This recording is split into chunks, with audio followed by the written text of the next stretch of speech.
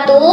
Halo teman-teman, perkenalkan saya Hafsa Alfianda dengan NPM 232170060, Prodi Pendidikan Geografi, Fakultas Keguruan dan Ilmu Pendidikan, Universitas Siliwangi. Di video kali ini saya akan membahas mengenai sistematika karya tulis ilmiah. Kita simak bareng-bareng yuk. Sistematika karya tulis ilmiah adalah susunan atau struktur yang digunakan untuk menyusun karya ilmiah secara sistematis dan terstruktur, sehingga memudahkan pembaca untuk memahami isi dan alur penelitian. Berikut adalah sistematika umum untuk karya tulis ilmiah. Yang pertama, judul. Judul berisi informasi tentang judul karya ilmiah, nama penulis, nama institusi, dan tanggal penulisan. Halaman ini menjadi identitas utama dalam karya tulis ilmiah tersebut. Nomor 2, abstrak. Abstrak adalah ringkasan dari isi karya ilmiah yang mencakup tujuan, metode, hasil, dan kesimpulan. Abstrak biasanya ditulis dalam satu paragraf dan memiliki panjang antara 150 hingga 250 kata yang bergantung pada aturan karya tulis ilmiah yang berlaku pada sebuah instansi tersebut. Nomor 3, kata pengantar. Bagian ini berisi ucapan terima kasih, penjelasan singkat mengenai latar belakang penulisan karya tulis ilmiah, dan tujuan penulisan. Penulis juga biasanya menyampaikan apresiasi kepada pihak-pihak yang telah memberikan bantuan dalam penyelesaian karya ilmiah. Nomor 4, daftar isi. Daftar isi berisi informasi tentang bagian-bagian yang ada dalam karya ilmiah beserta nomor halamannya. Daftar isi ini penting untuk memudahkan pembaca dalam mencari bagian-bagian tertentu.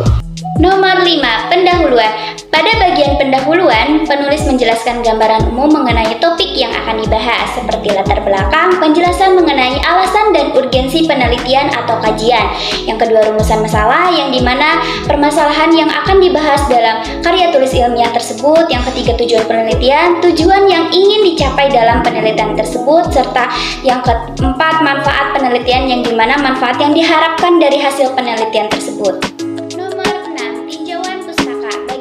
Berisi ulasan mengenai penelitian atau karya ilmiah yang relevan dengan topik yang dibahas. Tujuannya adalah untuk menunjukkan dasar teori dan penelitian sebelumnya yang menjadi landasan penelitian yang akan dilakukan. Tinjauan pustaka juga membahas mengenai konsep-konsep atau teori-teori yang mendukung. Nomor 7, metode penelitian. Pada bagian ini, penulis menjelaskan metode yang digunakan untuk mengumpulkan data dan menganalisis data dalam penelitian. Adapun beberapa komponen yang umumnya dijelaskan dalam metode penelitian adalah jenis penelitian, yang dimana membahas mengenai apakah penelitian ini bersifat kualitatif, kuantitatif, eksperimen, atau survei, serta juga terdapat populasi dan sampel yang menjelaskan mengenai objek penelitian dan cara pengambilan sampel.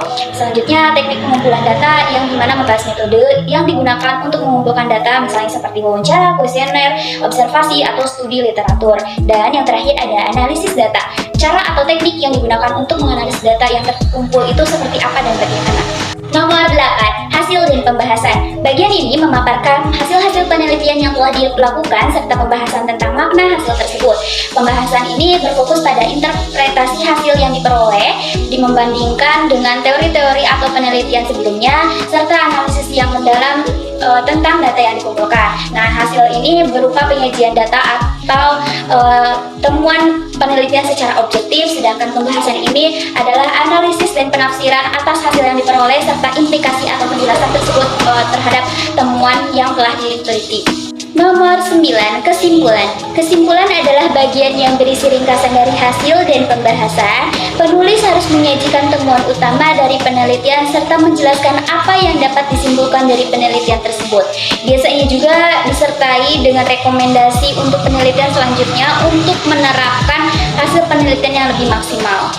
Nomor 10, daftar pustaka. Daftar pustaka berisi berbagai sumber-sumber referensi yang digunakan dalam penulisan karya ilmiah. Referensi ini bisa berupa buku, jurnal, artikel, dan sumber-sumber lainnya. Penulisan daftar pustaka mengikuti aturan tertentu, misalnya APA, MLA, atau yang lainnya.